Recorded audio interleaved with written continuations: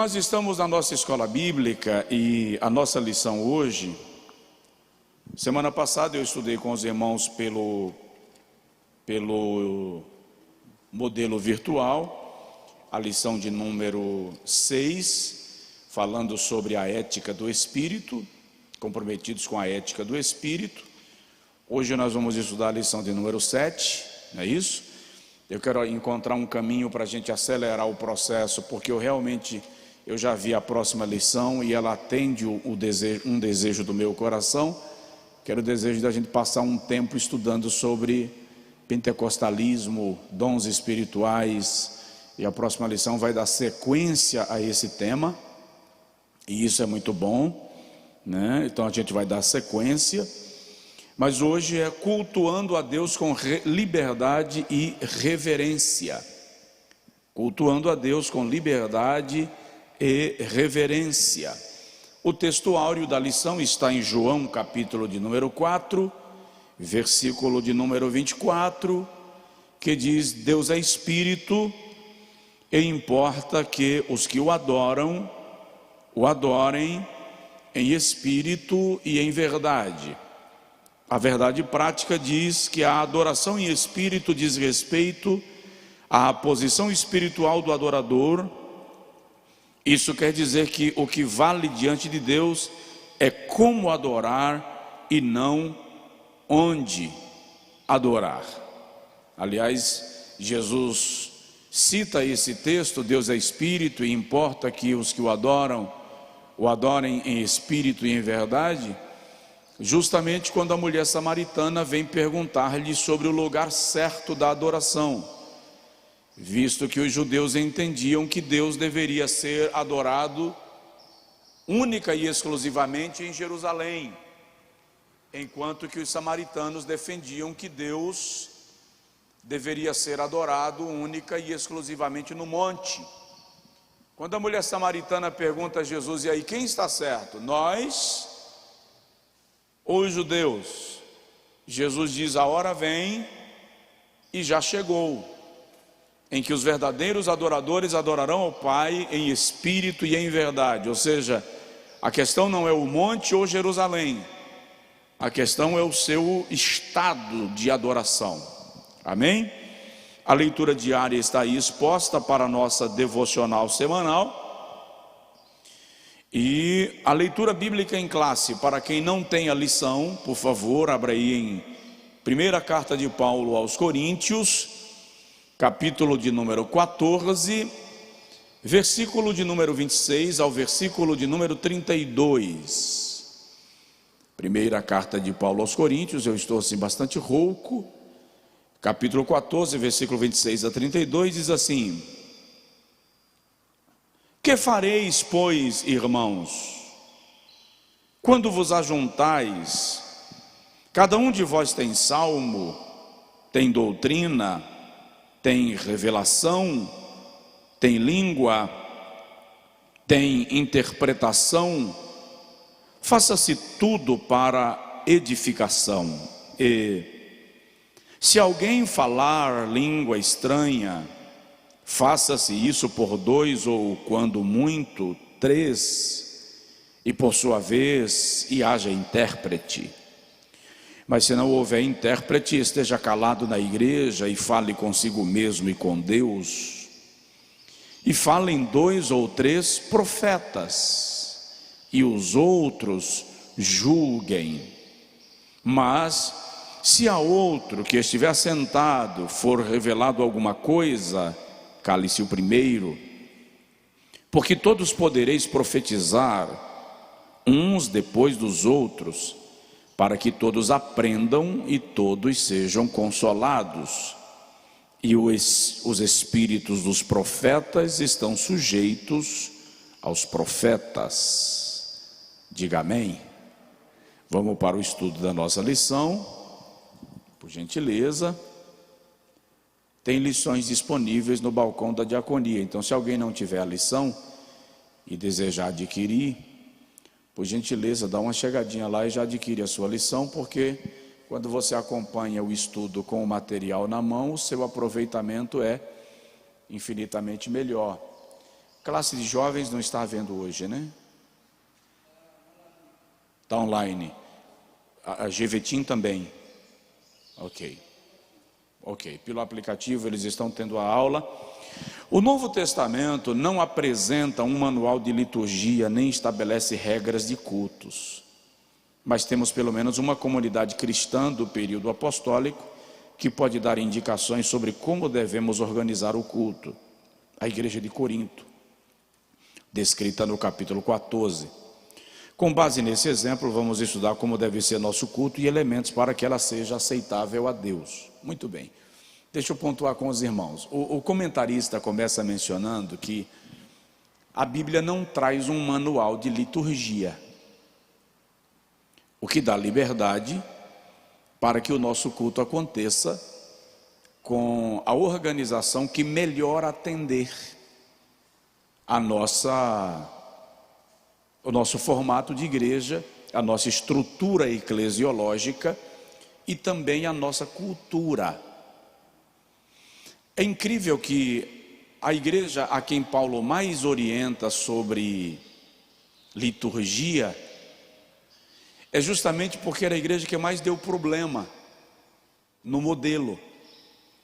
Por quê? Corinto, irmãos, é uma cidade cosmopolita, uma cidade de muitos povos, uma cidade de muitas culturas. Guardadas as proporções, Corinto era uma feira de Santana. Só que Feira de Santana é um entroncamento rodoviário. Corinto era um entroncamento portuário. Os dois principais portos do mundo antigo estão em Corinto e ligam o mundo oriental ao mundo ocidental. Pessoas de todas as partes do mundo transitavam por Corinto, tanto pela sua estrutura esportiva, quanto pela sua estrutura cultural, religiosa. Para o irmão ter uma ideia, pessoas vinham de até 1000 quilômetros pelas estradas que chegavam a Corinto para prestarem cultos às divindades cujos templos estavam naquela cidade. 1000 quilômetros hoje não é perto, mas de carro você faz em 12, 14 horas de viagem. Imagina 1000 quilômetros no mundo antigo, que a viagem era a pé. Eu falei de muita velocidade aqui? 1000 quilômetros em 14 horas é pouco? Não, irmão, vocês estão andando de Fiat 147. Vamos lá. Então vamos lá, 15 horas de viagem, 1000 quilômetros. Tá? Melhorou, mas é um motorista meio lento, né? Perde tempo atrás de caminhão que só a misericórdia, mas tudo bem, vamos lá. Deixa isso, cada um tem seu perfil, vamos embora. Agora imagina que no mundo antigo, essa viagem era feita a pé, de cavalo, montado num jumento, de camelo. E o povo vinha para Corinto. Estou dizendo isso para você ter uma noção da importância de Corinto no mundo antigo.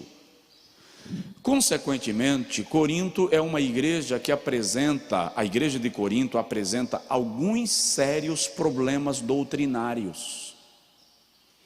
Porque ela transporta de todos os lugares culturas e comportamentos.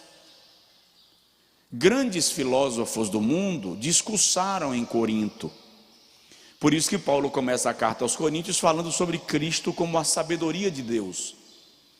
Porque os habitantes de Corinto se sentiam à ponta da lança, se sentiam as pessoas mais importantes e inteligentes daquele cenário e daquele contexto.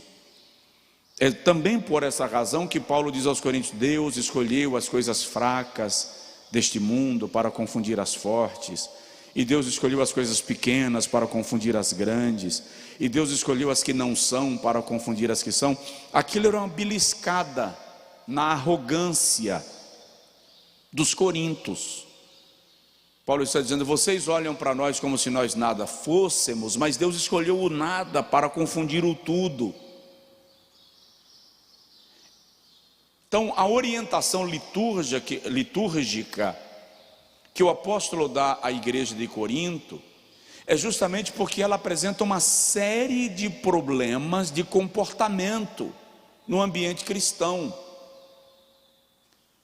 Talvez a igreja mais problemática que Paulo teve que lidar foi a igreja de Corinto. Por exemplo, em Corinto tinha um camarada dormindo, deitando com a mulher do seu pai. Então havia um problema de moralidade muito grave em Corinto.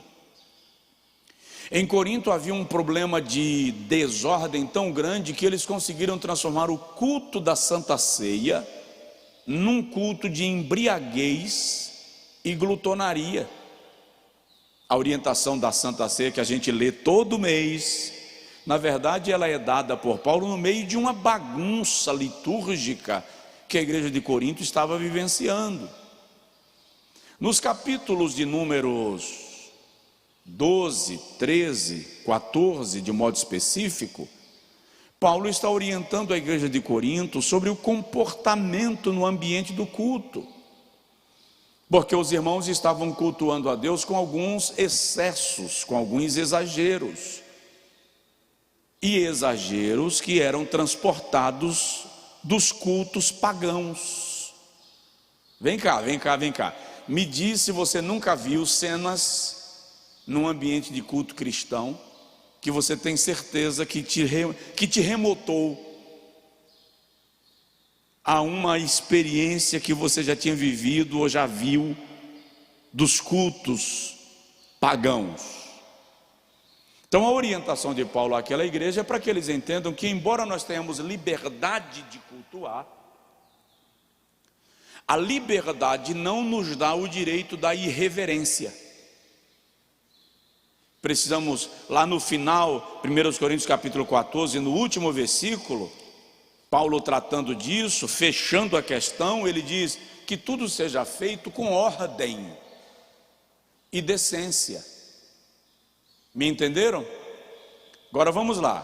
Primeiro tópico da lição, o pastor Ezequias Soares trata do culto pentecostal, liberdade e reverência. O subtópico de número 1 vai tratar de flexibilização cristã. Eu vou ler os tópicos e aí a gente parte para um ponto de conversação. Eu queria hoje, inclusive, formar uns 2 ou 3 pequenos grupos para uma conversa nesses 2, 3 pequenos grupos. Não sei se vamos conseguir, até porque quem está em casa termina não ouvindo o que está acontecendo aqui, e isso nos traz uma perda no aproveitamento de quem está em casa. Mas vamos lá. A religião cristã é flexível quanto à forma de adoração e permite várias liturgias. Todos os ramos do cristianismo, incluindo os cristãos nominais, têm sua forma distintiva de culto, desde o cerimonialismo ornamental das igrejas católica romana, ortodoxas e algumas protestantes, ao modelo simples dos evangélicos, entre eles os pentecostais. Não se deve associar o rigor da liturgia do culto judaico com os vários sistemas de cultos cristãos, nem engessar o ritual cristão em nossos templos, mas esta flexibilidade tem limites e por isso deve haver respeito pela estrutura já existente. Muito bem. Se você já frequentou cultos vou chamar de ramificações diferentes do cristianismo, você vai perceber que há diferença no sistema litúrgico.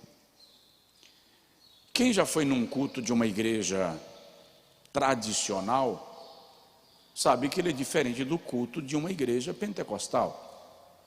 E vamos chegar para cá. Tem regiões que o culto pentecostal difere radicalmente do culto pentecostal de outras regiões. Exemplo.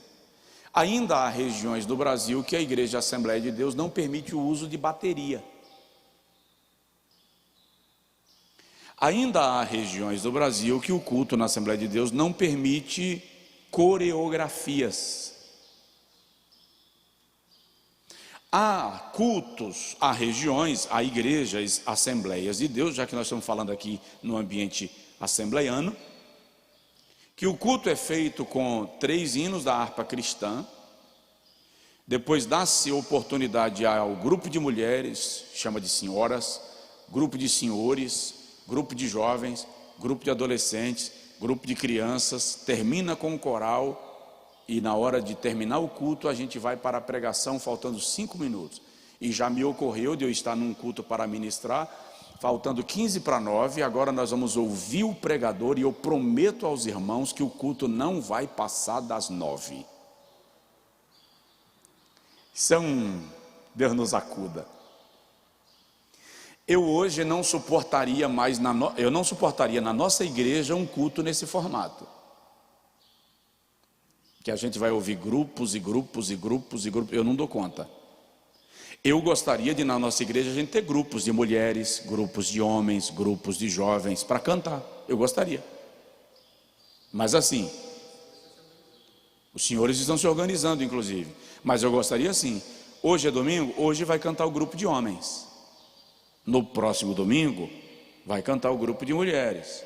No outro domingo vai cantar o grupo de jovens. Aí a minha mente consegue assimilar.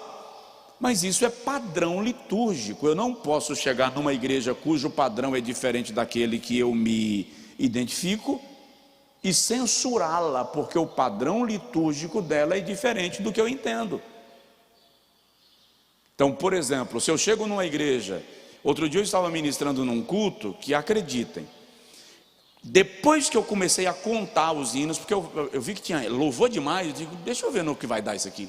Então, eu lembrei dos que tinham passado antes, alguns, eu não lembrei de todos, mas eu fiz uma contagem regressiva e dei sequência na contagem a partir dali. Depois de 23 louvores,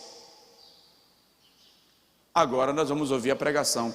Eram 8h45, uma mega igreja.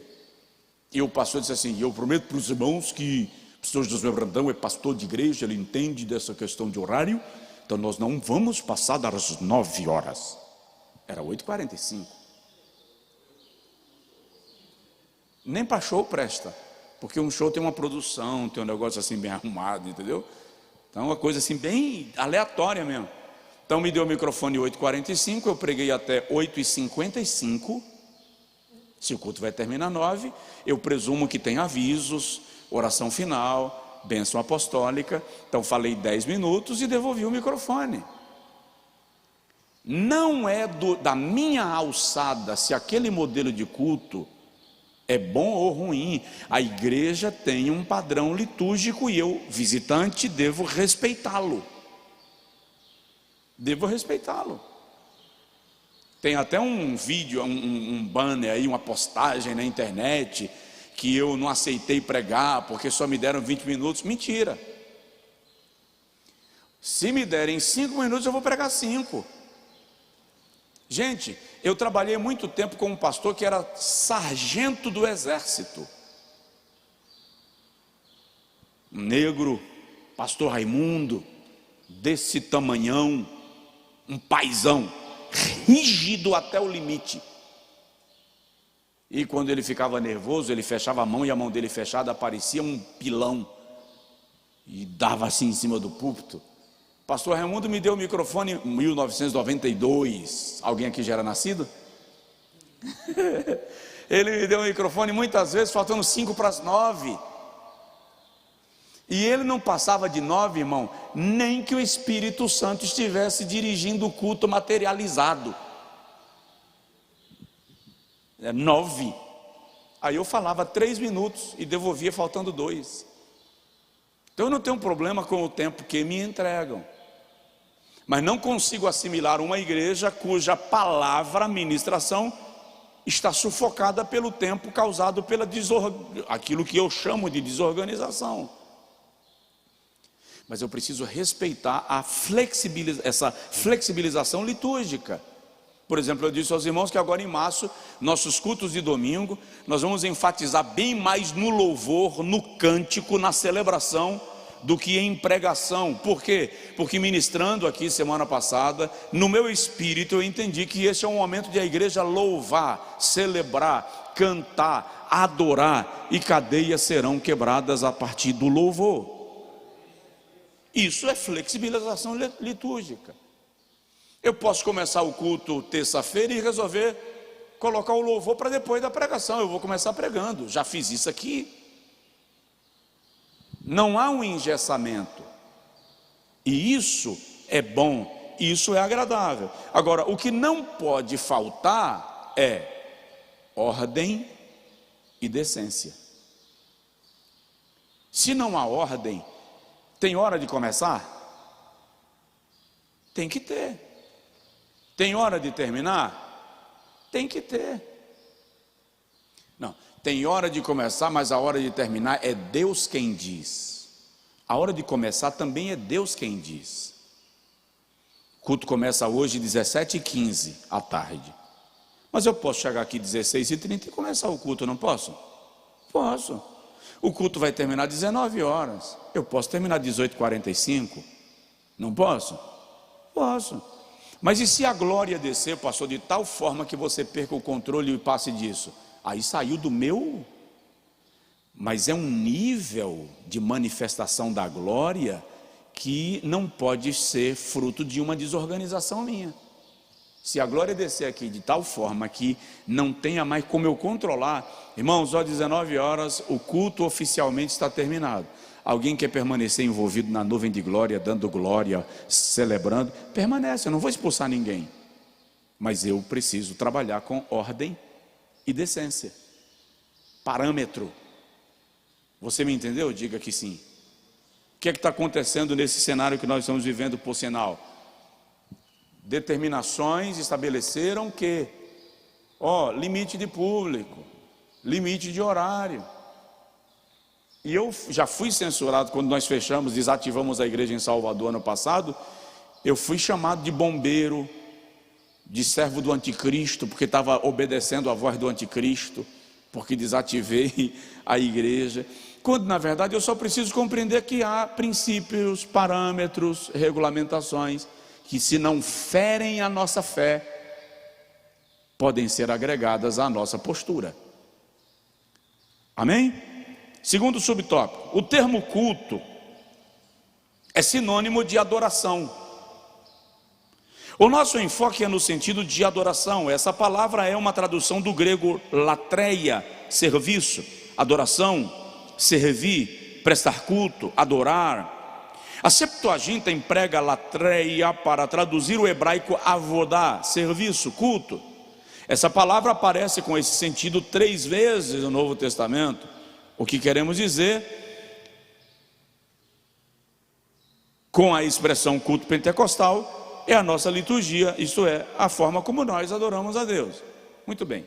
Não é por acaso que em inglês culto é service, em espanhol é servicio, porque cultuar é prestar serviço, que está literalmente alinhado com o conceito de adoração, com o conceito de oferecer algo, servir.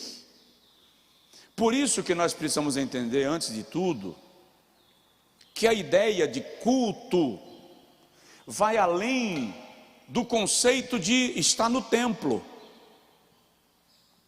Veja só, a raiz da palavra culto é a mesma raiz da palavra cultura. Então, o meu serviço a Deus precisa se transformar em uma cultura, em um hábito, em um estilo de vida. Então, quando eu estou no dia a dia servindo a Deus, eu estou oferecendo culto. Quando nós nos reunimos no templo, nós estamos oferecendo ao Senhor o nosso culto, que é individual, mas está se manifestando de forma coletiva.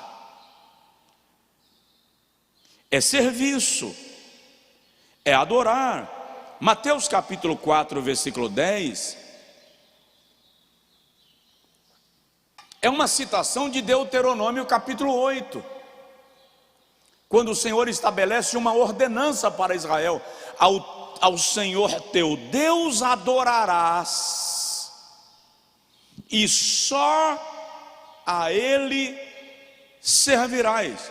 Que algumas versões traduzem assim: e somente a Ele prestarás culto. Quando é que Jesus diz isso a Satanás? Quando Satanás diz: olha os reinos do mundo e a glória deles, e tudo isso eu te darei, se prostrado me adorares.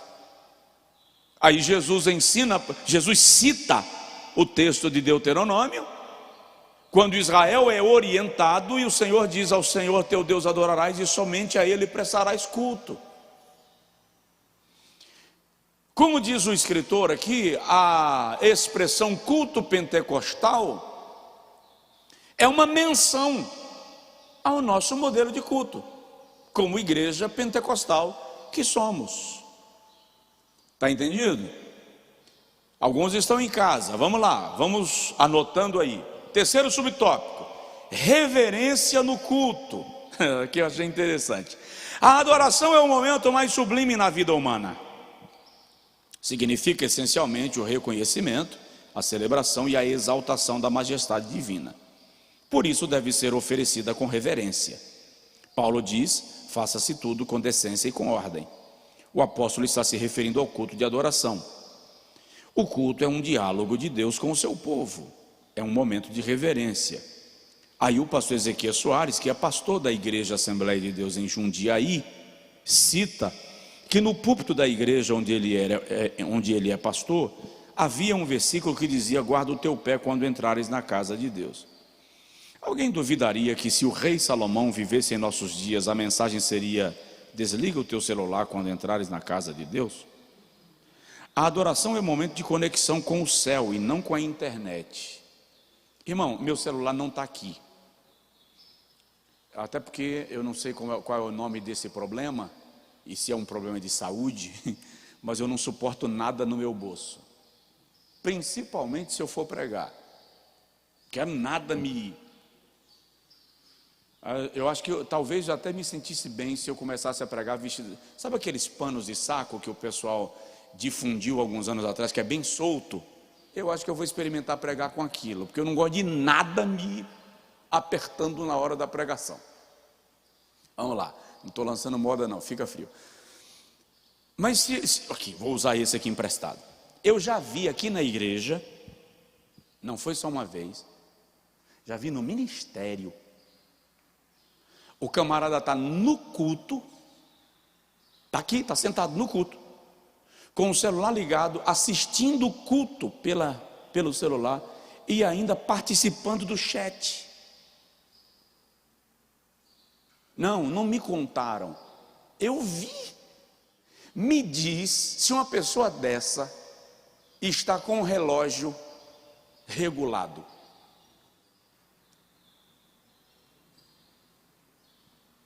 Magoa não. Ou o culto está acontecendo e nós estamos no WhatsApp, trocando ideias, conversando. O momento que eu entro no templo para oferecer a Deus culto, eu devo no mínimo focar no que eu vim fazer. É óbvio, o ideal seria se pudesse, desliga o celular, mas tem gente que não pode. É médico, pode ser chamado, tem um paciente. É a mãe que deixou o filho em casa com o mais velho, com a babá, às vezes deixou com o pai e o pai não leva muito jeito, então ela precisa, de vez em quando ele escreve só para perguntar onde é que está a mamadeira. Tá. Mas a gente vê gente no nosso cenário de igreja que durante o culto está fazendo 1000 coisas, menos cultuando. É lamentável isso.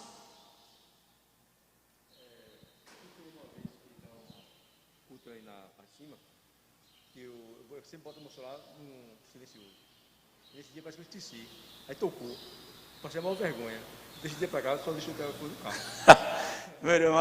Mario Mar está mencionando o dia que ele esqueceu de colocar o telefone no silencioso e o culto foi lá no auditório em cima, portanto, um toque soa muito mais alto, né? E no meio do culto o telefone disparou. Aí ele disse aqui: fiquei com tanta vergonha que hoje eu nem no silencioso boto mais, deixo no carro. Então, Nós precisamos focar no que vamos fazer. Irmãos, nós transitamos durante o culto das nossas igrejas da maneira mais deseducada possível. Não faz muito tempo que eu vi o vídeo de um pastor sul-coreano que veio ministrar numa igreja no Brasil, e ele ficou quase 15 minutos repreendendo a falta de reverência. Ele disse: na Coreia, quando nós entramos na igreja, não saímos mais sob qualquer hipótese. As pessoas transitam, tem gente que passa aqui, ó, parece que é o sonho de ser visto pela câmera. Quantas vezes me agoniei, até me agonizei. No meio do culto alguém levanta e sai, vai lá, desfila, vai lá no bebedouro, aí volta trazendo 3 copos de água. Falta de ordem. É pecado, pastor? Não, é desorganização. É desorganização. Quando nós podemos agir com a maior discrição possível. Quando eu era menino, eu lembro que quando a gente chegava na igreja, chegava na porta da igreja, meu pai fazia assim: quer ir no banheiro? Quer tomar água? Porque depois que entrava, mãe, eu quero ir no banheiro. Só depois do culto. Acabou, não tem conversa, não tem negociação. Eu já vi culto nosso que parecia mais uma feira. E acredite, entre as igrejas que eu conheço, a nossa está na liturgia, entre as melhores organizadas na liturgia. E ainda assim, eu já adoeci muitas vezes aqui em cima por ver as pessoas. Eu já participei de culto que a barulheira, a conversação, a agonia do juízo é tão grande que não dá vontade de pregar. Falta de decência e de ordem. Repete, irmão Sidney.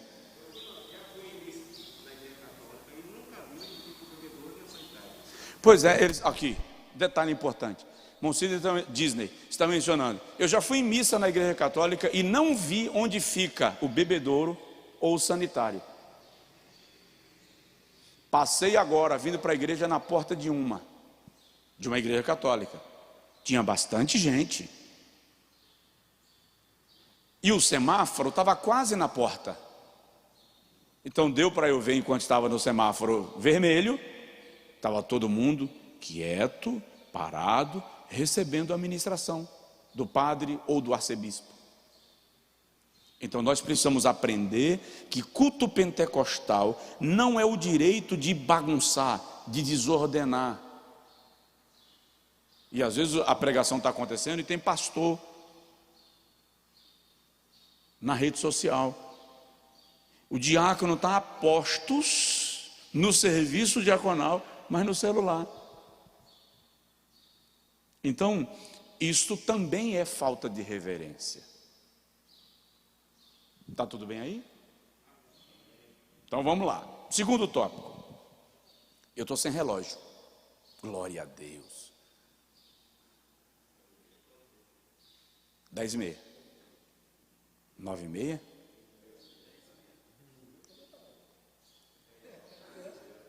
Dez e meia. 9h30 nós começamos. 10h30? Quando der 11 horas me sinaliza, por favor. Viu? Para eu me coordenar. O centro do culto pentecostal. O centro da nossa adoração. Alguns opositores da obra pentecostal costumam nos acusar de, em nossos cultos, darmos ênfase ao Espírito Santo acima de Jesus. Daqui a pouco eu vou chamar isso de burrice, tá? É uma maneira sutil de nos chamar de montanistas. Trata-se de uma interpretação equivocada a nosso respeito. O Senhor Jesus é o centro da nossa adoração e da mensagem pregada pelas Assembleias de Deus. Os crentes se reúnem em nome de Jesus para adoração ao Deus Trino. A declaração de fé das Assembleias de Deus diz que reunimos-nos como um corpo de Cristo para adoração pública ao Deus Trino. Esse é o padrão ensinado nas Escrituras, porque nós é que somos a circuncisão, nós que adoramos a Deus no Espírito e nos gloriamos em Cristo Jesus e não confiamos na carne. Eu vou ser sincero aos irmãos, eu acho essa discussão aqui uma idiotice. Por quê? Primeiro porque se eu creio na triunidade de Deus, eu preciso compreender que não há disputa entre o Pai, o Filho e o Espírito Santo. Jesus não fica com ciúme, porque eu disse adore ao Espírito Santo. Jesus não fica magoado, porque nós cantamos um hino cuja ênfase é ao Espírito Santo. Por que não? Porque há um só Deus. Então a primeira coisa que a gente tem que se livrar é dessa ideia de Pai, Filho e Espírito Santo competindo atenção. Quando eu adoro ao Pai, eu estou adorando ao Filho, estou adorando ao Espírito Santo. Quando eu adoro ao Filho, eu estou adorando ao Espírito Santo, estou adorando ao Pai. Quando eu adoro o Espírito Santo, eu estou adorando ao Pai e estou adorando ao Filho. Ou eu compreendo isso, ou eu não estou compreendendo a unidade de Deus. Eu estou distinguindo uma pessoa da outra. Então, eu preciso compreender que a adoração a Deus é una. O que é montanismo? Chego lá já. Montano foi um pensador cristão, me parece que do primeiro século, que levantou a ênfase da adoração, vamos chamar de carismática, com foco na manifestação da profecia e das revelações. Então, não se pregava na ideia de Montano, o sacrifício de Cristo, se pregava apenas a obra contemporânea do Espírito com manifestações espirituais. Também é um equívoco. Não dá para adorar ao Espírito Santo anulando a obra de Cristo. Por quê? Porque a obra de Cristo é a obra do Espírito Santo. Não dá para evidenciar a obra de Cristo anulando a obra do Pai. Por quê? Porque a obra do Filho é a obra do Pai. Hebreus, pode até anotar aí, Hebreus capítulo 9, versículo 14.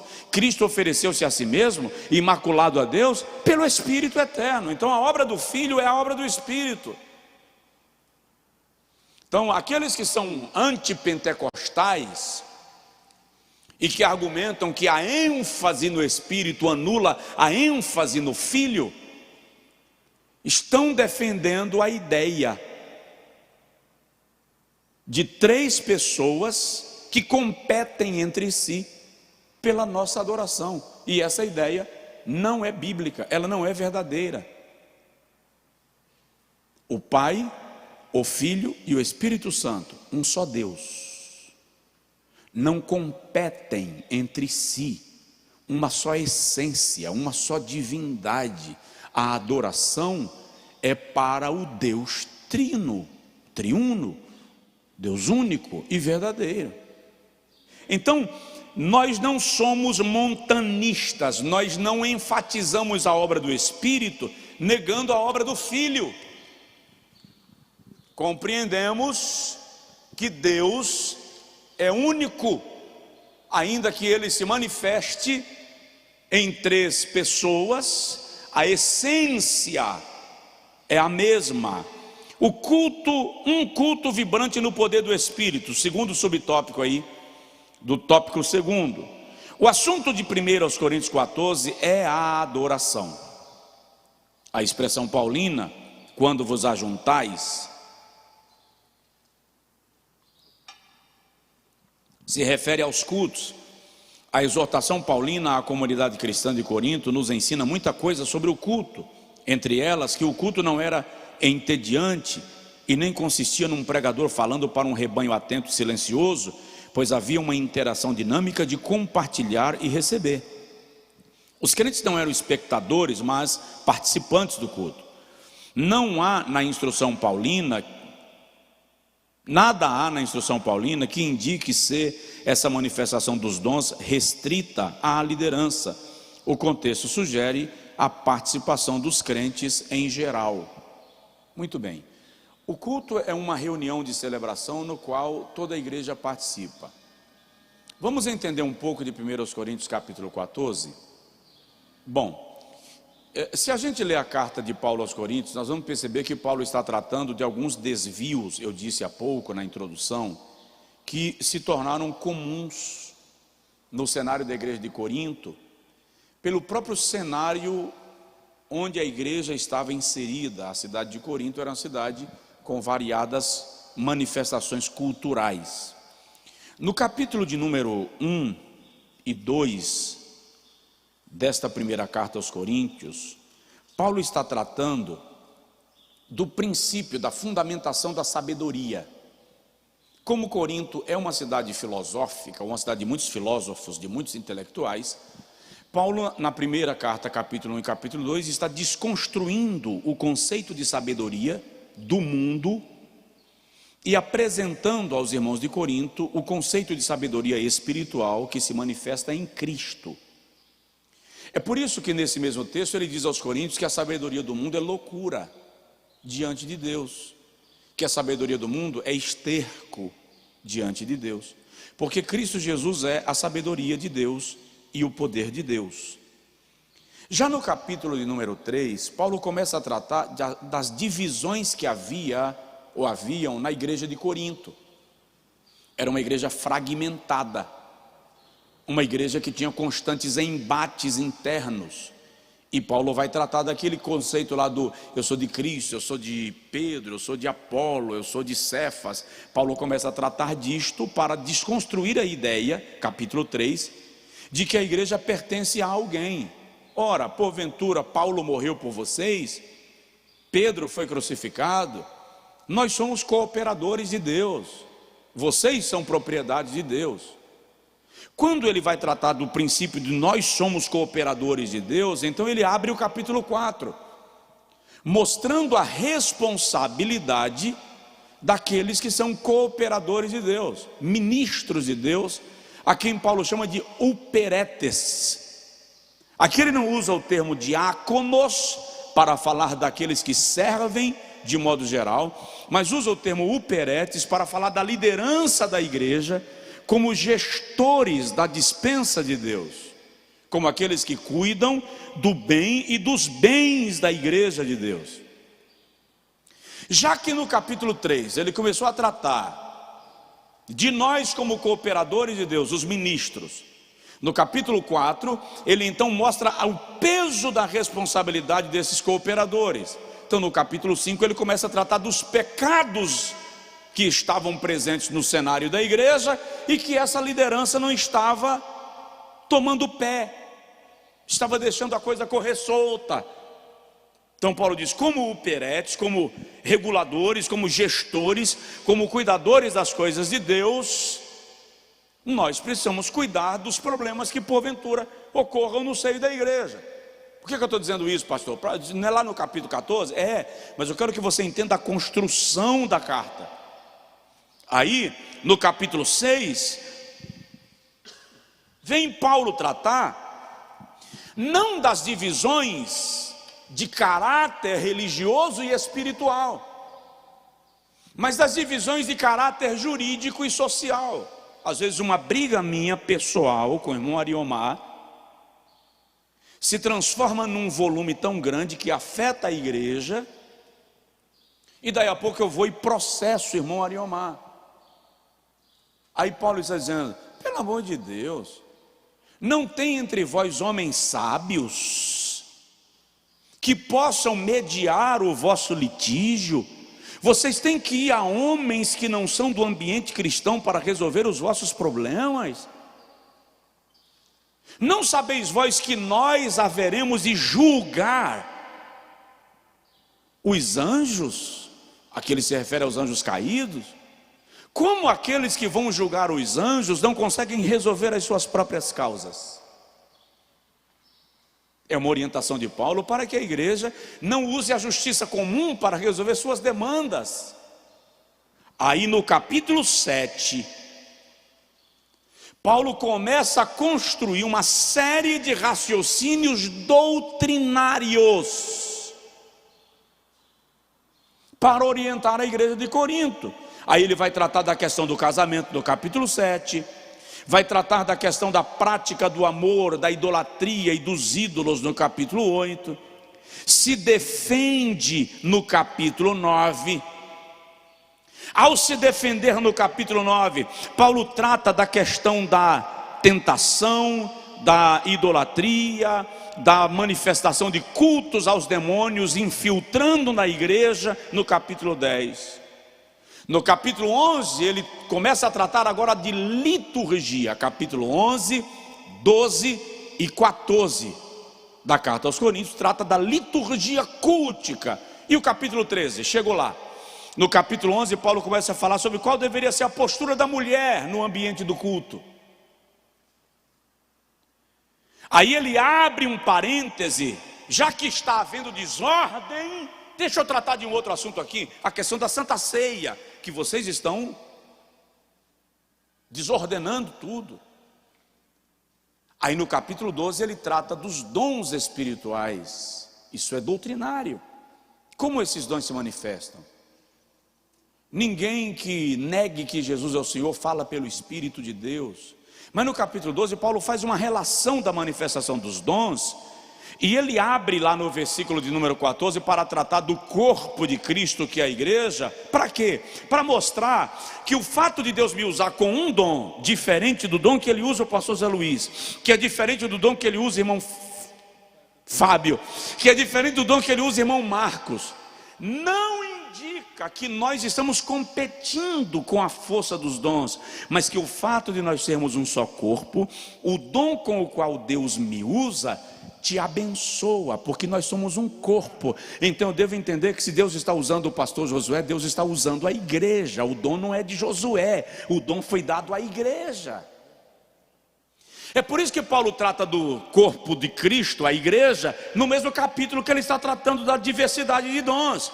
Porque há diversidade de dons, mas o Senhor é o mesmo. Há diversidade de membros, mas o corpo é o mesmo. Então não há competição. Aí ele abre um parêntese no capítulo 13 para dizer, gente, tudo isso sem amor não serve para nada. Ou seja, eu posso viver todos esses dons, eu posso viver toda essa organização litúrgica, mas se eu não for movido pelo amor, não serve para nada. Seria isso um problemão em Corinto na época? Em Corinto era um problemão. Por que era um problemão? Porque em Corinto tem uma disputa comum no ambiente da igreja. Paulo começa tratando dessa disputa lá no capítulo 1. Trata de novo no capítulo 3. Menciona de novo no capítulo 4. Enfatiza no capítulo 5. Era uma igreja fragmentada. Então quando os dons espirituais começam a se manifestar, as pessoas estão competindo para ver quem é mais usado, quem é mais espiritual, quem é mais poderoso. Aí Paulo diz, não, espera. Assim como há diversidade de dons, há diversidade de membros. Para a diversidade de dons, é bom lembrar que é um só Senhor. Para a diversidade de membros, é bom lembrar que é um só corpo. Então, não estamos aqui para competir. Somos um só corpo. Esse é o conceito que Paulo está defendendo para fazer com que a igreja de Corinto comece a trabalhar o princípio da unidade. Aí no capítulo 14, Paulo se concentra, é só ler direitinho. O foco do capítulo 12 são os dons e os membros do corpo. Tudo isso tem que ser exercido em amor, versículo 13. O foco do capítulo 14 é o dom da profecia.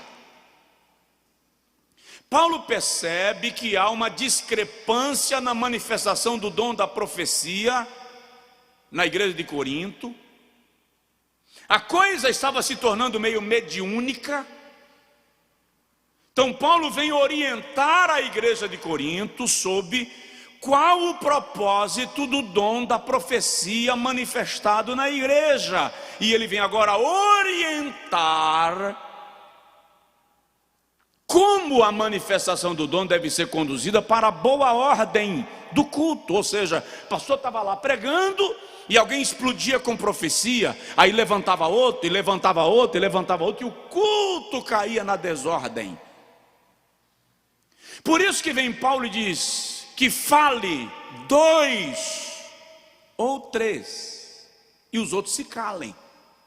Paulo não está falando aqui do dom de línguas e variedades de línguas, ele está falando do dom da profecia. O foco de 1 Coríntios capítulo 14 é o dom da profecia. Mas ele cita as línguas estranhas, pastor, no capítulo 14, versículo 12, 13 e 14, cita, exigindo interpretação. É verdade. Por quê? Porque o foco aqui é o dom da profecia. Quando uma língua estranha manifestada ou glossolalia tem caráter profético, Paulo está dizendo, ela tem que ser interpretada. É fato. Aí a gente vai ter que entrar num outro campo. Se o irmão analisar bem, a Bíblia traz, embora o termo seja o mesmo, glossolalia, mas as línguas estranhas do Novo Testamento se manifestam pelo menos com 2 especificações, qualificações.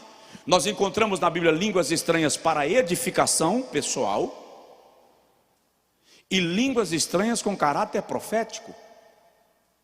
Bora ver? Tomara que eu ache as referências, porque elas não estavam previstas que eu iria citar. Na verdade eu estava decidido a passar desse assunto aqui sem mexer, não agora, mas vamos lá, Atos capítulo 2, versículo de número 11. Cretenses e árabes, todos nós, o capítulo 2, versículo 9, começa: partos, medos, elamitas, os que habitam na Mesopotâmia, Judéia, Capadócia, Ponto, Ásia, Frígia, Panfilha, Egito e partes da Líbia, junto de Cirene, forasteiros romanos, tanto judeus quanto prosélitos, cretenses e árabes, todos nós ouvimos em nossas próprias línguas falar da grandeza de Deus. Aqui não era língua, não era profecia. As línguas estranhas aqui estavam louvando a Deus, falando das grandezas de Deus, só que cada um ouvia na sua própria língua. Ok? Vamos para Atos capítulo quanto, meu pai? 10.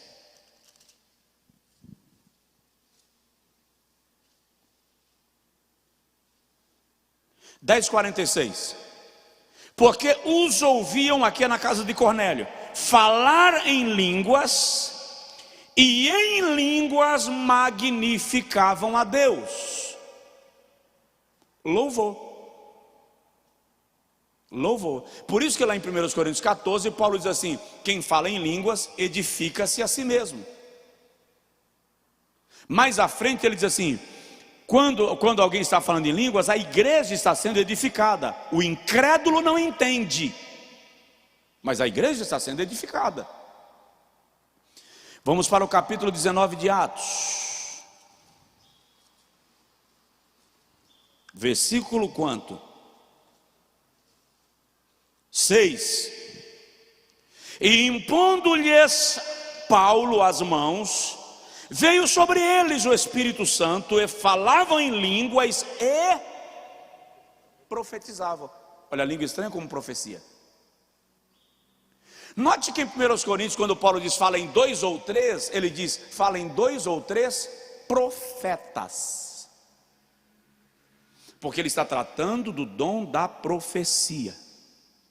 Então, eu posso estar em línguas adorando a Deus e sendo edificado. 1 Coríntios 14, 2. Quem fala em línguas estranhas edifica-se a si mesmo. A palavra edificar ali é a mesma palavra usada para carregar a bateria de um carro. Se reabastece, se fortalece. No versículo de número 4, ele diz: quem fala em línguas fala em segredos com Deus, segredos divinos. Edificação pessoal. Já no capítulo 14 de 1 Coríntios, vamos voltar para lá, por favor. Versículo de número, tomara que eu ache o versículo, né? Porque, como eu disse, não estava no meu plano, capítulo 14, 12. Assim também vós, como desejais dons espirituais, procurai abundar neles, para quê? Para a edificação da igreja. Por isso o que fala em língua desconhecida, ore para que possa interpretar, porque se eu orar em língua desconhecida, o meu espírito ora bem, o meu entendimento fica sem fruto. Que direi, pois? Orarei com espírito, mas também orarei com entendimento. Cantarei com o espírito, mas também cantarei com o entendimento. De outra maneira, se tu bendisseres com o espírito, como dirá o que ocupa o lugar de indouto, o amém, sobre a tua ação de graças, visto que não sabe o que dizes, porque realmente tu dás bem, graças a Deus. Quem está orando em línguas, Paulo está dizendo, está orando bem, está perfeitamente adorando a Deus, está perfeitamente engrandecendo a Deus, mas o outro que está do seu lado não entende, não é edificado. O outro não é edificado, mas eu estou sendo edificado. Ele diz isso na frase anterior. Então o outro é edificado quando ele entende. Dou graças ao meu Deus, versículo 18, porque falo em línguas mais do que todos vós. Todavia, eu antes quero falar na igreja 5 palavras da minha própria inteligência, para que possa instruir aos outros, do que 10.000 palavras em língua desconhecida. O que é que Paulo está combatendo aqui? As línguas estranhas? Não, Paulo está combatendo o excesso, a desordem, a desorganização, a bagunça do culto. Só que é conveniente para quem descrê, distorcer, para atender o seu pensar. Agora, quando o indivíduo está falando em línguas para edificação pessoal, isso é uma operação do Espírito Santo no interior dele. Só que no momento que eu levanto falando em línguas, quem já participou de cultos pentecostais sabe disso, encosta aqui no irmão e diz, para falando em línguas para o irmão, aí depois eu volto e sento. Edificou ele? Não, que ele não entendeu. Então te vira e interpreta, porque você direcionou. Ela tem caráter profético. Então na minha oração eu posso falar em línguas para minha edificação espiritual? Enquanto estou adorando a Deus com a igreja, posso receber renovação em Cristo com línguas espirituais, me edifica. E o outro que sentindo a mesma presença também recebe o renovo de Deus, é edificado, e assim a igreja é edificada. Mas, a partir do momento que a língua estranha tem um caráter profético, ela requer interpretação. Por isso que em 1 Coríntios capítulo 14, Paulo está sempre falando do profeta e da interpretação das línguas, porque a língua com interpretação ganha caráter profético. Então eu sei, foi a pergunta que o irmão Urias fez, que quando o indivíduo está falando em línguas, ele sabe que é para a edificação dele, ou se é de caráter profético, foi essa a pergunta? Ele precisa saber, porque o próprio Espírito Santo, que o está edificando, vai renová-lo, vai abastecê-lo, se ele for impulsionado a manifestar isso de forma que tenha caráter direcionado. Por exemplo, já aconteceu algumas vezes, você está pregando, a pessoa levanta falando em línguas e supera a voz do pregador. Já não é mais para si, para a sua edificação, é para a igreja. E o interessante, que não é obrigação do pregador ter a interpretação, não é isso que Paulo diz. Quem está falando em línguas para a igreja, que ore para interpretar. E é por isso que Paulo diz, fala em 2 ou 3. Por que 2 ou 3? Porque um está falando em línguas, o outro pode levantar com a interpretação, mas os outros se calem. Porque senão o culto vira uma desordem, e ninguém entende nada. Aí você vem para a igreja e sai sem ser edificado. Que hora é essa?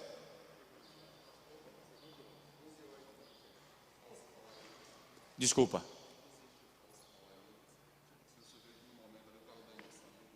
Existe. Eu não diria que por causa da emoção. A pergunta que o irmão Francisco fez aqui existe o falso falar em línguas, o indivíduo ali na emoção, presta atenção nisso. Eu não gosto nunca de atribuir isto à emoção de forma pejorativa, porque primeiro, é impossível sentir a presença de Deus e não mexer com as tuas emoções. Ou alguém aqui consegue sentir a presença de Deus e não se emocionar? Se é a alma, se é a partir da alma que nós sentimos. Quer dizer, sentimos no espírito, se manifesta na alma e extravasa. Então, todas as vezes que nós sentirmos a presença de Deus, as nossas emoções vão aflorar. É por isso que o sumo sacerdote entrava no lugar santo dos santos com as campainhas.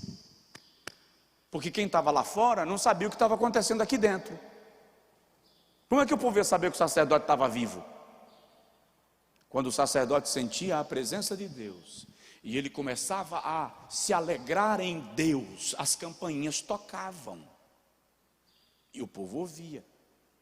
Agora, quando é que acontece uma língua estranha que é meramente humana? O indivíduo tem consciência do que ele está fazendo. Ninguém fala em línguas estranhas que não seja do espírito, isso é coisa humana, sem ter consciência do que ele está fazendo. Ele decidiu fazer isso conscientemente. Estou sentindo nada não, mas eu vou aqui. Quando eu era menino, se vocês contarem isso para alguém, eu passasse vocês, viu? Quando eu era menino, que eu via todo mundo chorando na igreja, e eu não sentia nada, porque eu não entendia nada que estava acontecendo, e o povo chorando, aí eu passava cuspe no olho, para eu aparecer com o olho molhado também. Nunca contei isso para ninguém. Então, tem muita gente que não está sentindo nada e conscientemente resolve fingir. Isso é pecado. Mas existe também língua estranha maligna. Os demônios podem também para confundir. Lembro que eu estava pregando uma vez numa convenção da Adonep, e uma irmã chegou para mim e fez assim: pastor, tem uma pessoa sentando sempre do meu lado, todos os cultos. Eu estava pregando, já era no penúltimo culto da convenção, e ela fala em línguas o culto todo, mas me dá uma tristeza, me dá uma depressão, eu estou me sentindo mal.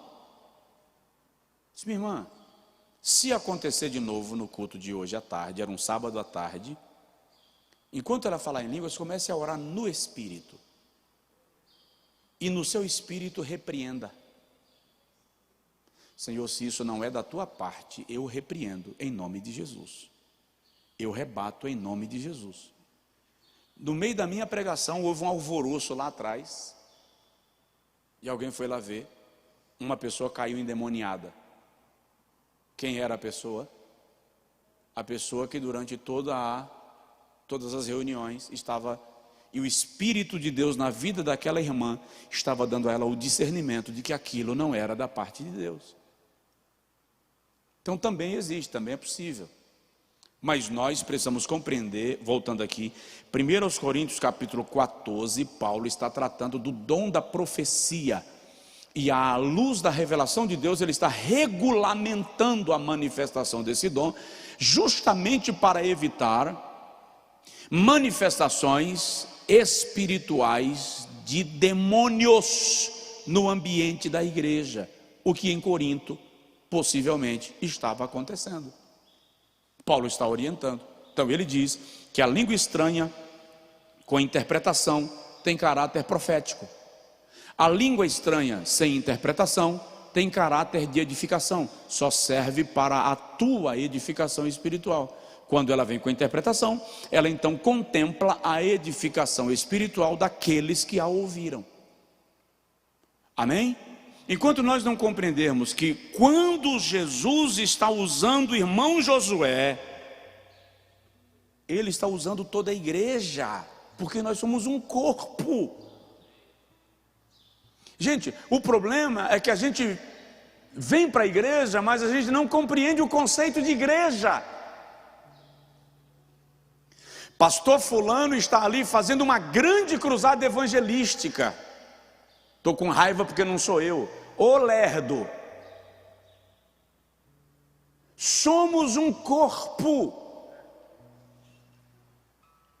Se Deus está usando o pastor fulano numa grande cruzada, quem está fazendo a cruzada? A igreja é o Espírito Santo operando no corpo. Só que no corpo, cada membro tem uma função. Agora preste atenção. Meu braço trabalhou sozinho para fazer isso aqui? Não.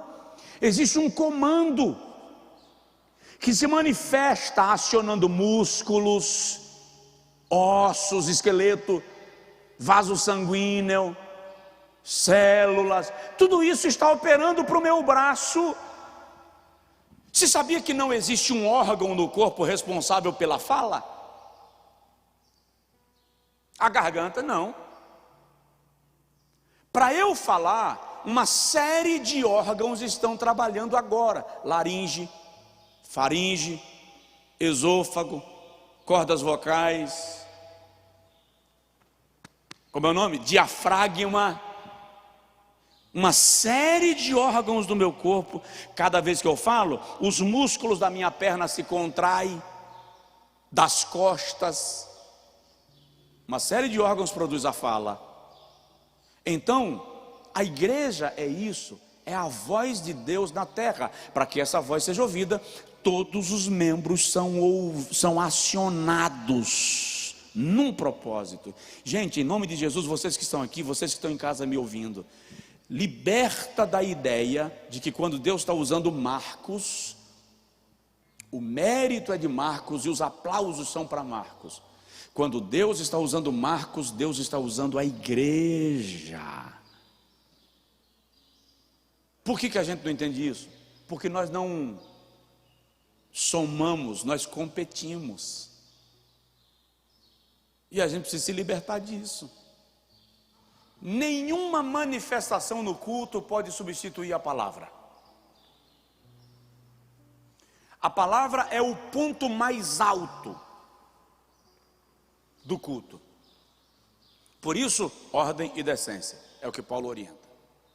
E se eu estiver pregando e de repente alguém levantar em profecia no meio do templo, esta pessoa só terá autonomia para emitir a palavra profética quando aquele que está ministrando aqui, que está com a palavra, por discernimento do próprio Espírito Santo, compreender que o Senhor quer trazer uma palavra específica e ele se cala, para que o outro pronuncie a palavra recebida. Do contrário, desordem. E se quem está pregando não ceder a palavra, o outro que a recebeu senta e aguarda um momento específico. Então, essa é um fato. Claro, existem pessoas que têm uma expressão mais explosiva no louvor a Deus. Explode. Existe isso. Aí eu preciso compreender alguns aspectos. Um deles é compreender a pessoa. Eu já vi caso de um rapaz que ele tinha uma enfermidade. E quando ele se alegrava, ele explodia gritando. E os pregadores ficavam atribulados. Mandava calar a boca e dava bronca. Mas era um rapaz que tinha um problema mental. E quando ele se alegrava, ele se expressava. Mas eu já vi casos de gente que grita porque quando recebe por exemplo, nós temos um caso muito específico de um irmão que ele era absolutamente anti-Deus, anticristão, anti-igreja. Ele queria ver o bicho e não queria ver um crente. E esse camarada aceitou Jesus aqui. Como? Um dia ele veio só para trazer a esposa. E eu estava tomando um refrigerante. Não vou dizer o nome que eu não vou fazer merchandising. E eu ofereci a ele a garrafa do refrigerante. Ele disse: vou tomar refrigerante com esse pastor. Por quê? Ele foi atraído pelo gesto. Aí entrou, ajudou a esposa a montar o bazar todo e ficou aí tomando refrigerante comigo. À tardinha ele foi para casa, tomou banho e voltou para o culto. Aceitou Jesus. Crente firme e fiel, autêntico, genuíno. Não abre nem para um trem carregado de gilete. E às vezes quando ele vai dar glória, ele dá uns glórias mais elevados. Mas compreendendo a história de vida dele, eu sei que aqueles gritos que ele dá é proporcional à barreira de incredulidade e dureza que ele venceu. Então aí é uma questão de sincronia. Se o pregador percebe que está havendo uma manifestação explosiva que ultrapassa a sua voz, é da inteligência do pregador desacelerar, aguardar que o ambiente volte ao seu estado em que ele possa ser ouvido. Essa dinâmica precisa haver, decência e ordem, mas nada substitui a palavra no culto. Aí vem outro aspecto. A língua estranha é o único sinal do batismo do Espírito Santo? Foi a primeira pergunta, não foi? Irmãos, o que eu vou dizer aqui contraria se é suficiente. Nós temos na hermenêutica um princípio chamado de princípio da primeira citação, ou da primeira menção. Então, se leva muito a sério o princípio da primeira citação. Como a primeira citação sobre o batismo com o Espírito Santo, ou as primeiras, incluem as manifestações das línguas estranhas, passou-se a compreender, a partir desta lei da hermenêutica, que a manifestação externa do batismo com o Espírito Santo são as línguas estranhas. Mas, se resume a isto, é óbvio que, por exemplo, em Atos 2, todos foram cheios do Espírito Santo. Mas em Atos 6, quando Pedro vai nomear diáconos, ele diz: homens que sejam cheios do Espírito Santo. Os pensadores do primeiro século entendiam que essa colocação de Pedro se dá porque alguns irmãos que em Atos 2 foram cheios do Espírito Santo não permaneceram na experiência do enchimento. Então, alguns sinais, algumas evidências precisam seguir-se às línguas estranhas para caracterizar que o batismo no Espírito Santo ocorreu de maneira efetiva, profunda, poderosa, gerando no indivíduo aquilo que a Bíblia chama de enchimento do Espírito Santo. E quais são essas manifestações que vão caracterizar isso?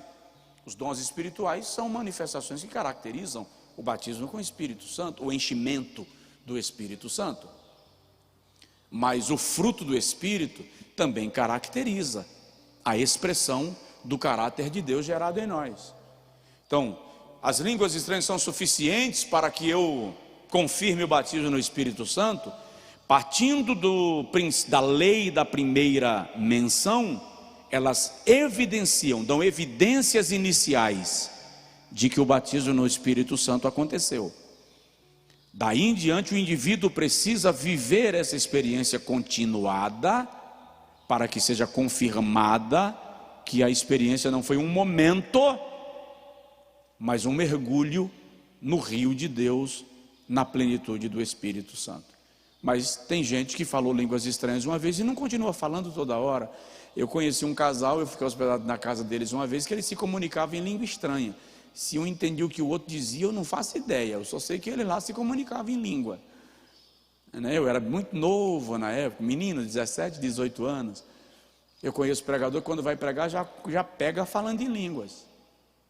Então, não caracteriza um nível de maturidade espiritual que denote alguém que, batizado com o Espírito Santo, foi cheio do Espírito Santo e tem também a sabedoria.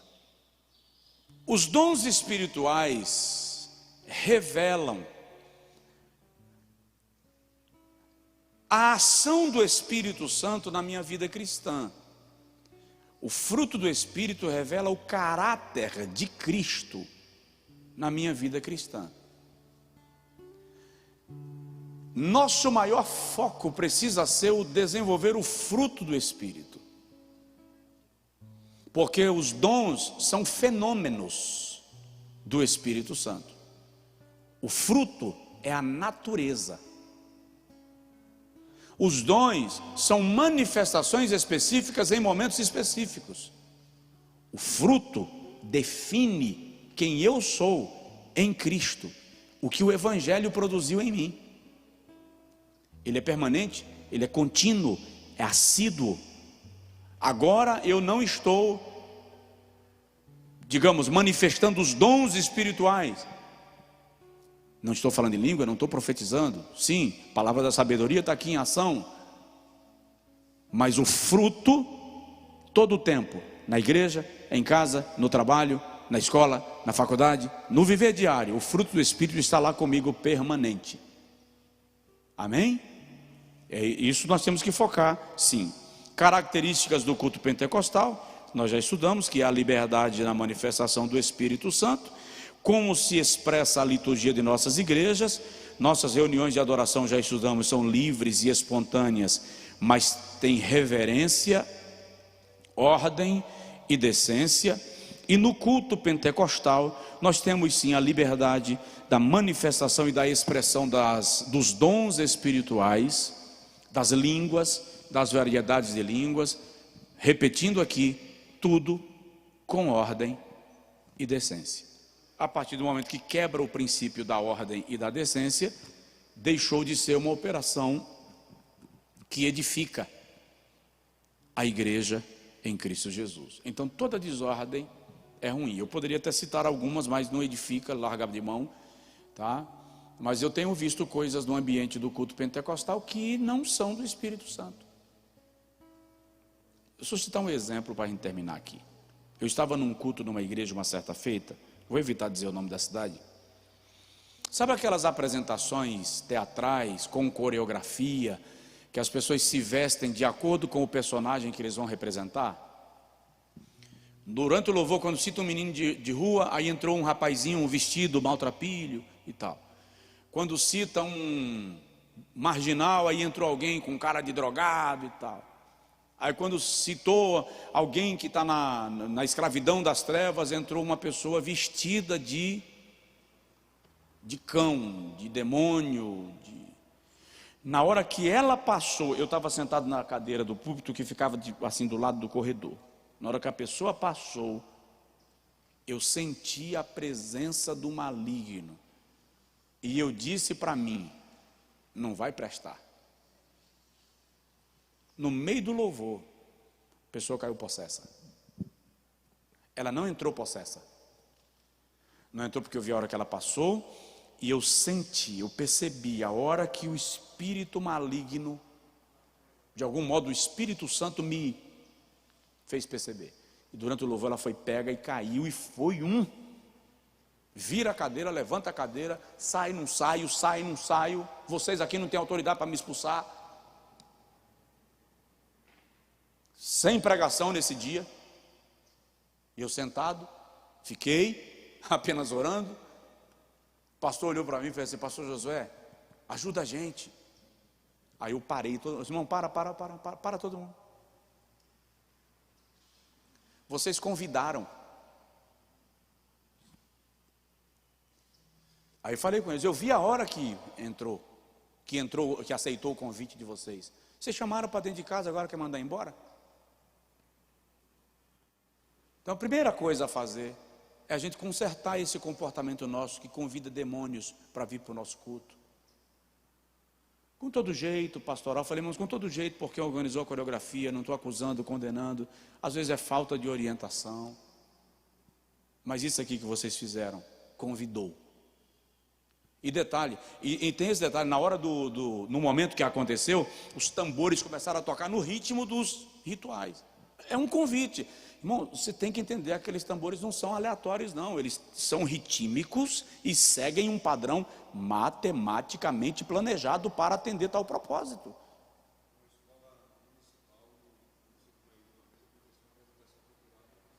Exatamente. Oramos, a moça ficou liberta para a glória de Deus, e eu espero que aquela igreja tenha aprendido o princípio.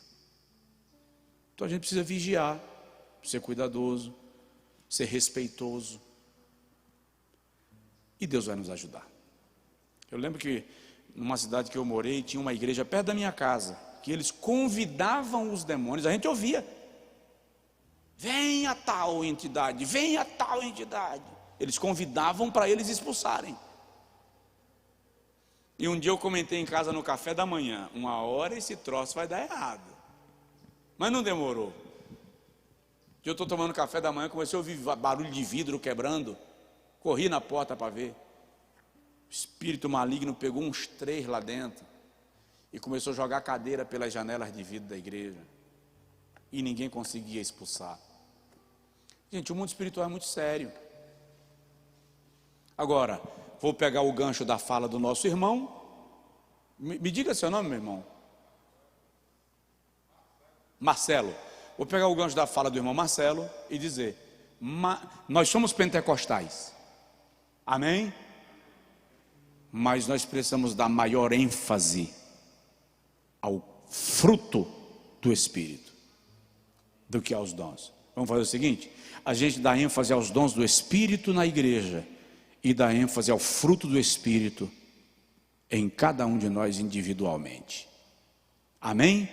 Que Deus nos ajude, em nome de Jesus. Os irmãos que estão conosco no culto online sejam sempre muito bem-vindos. Semana que vem tem mais.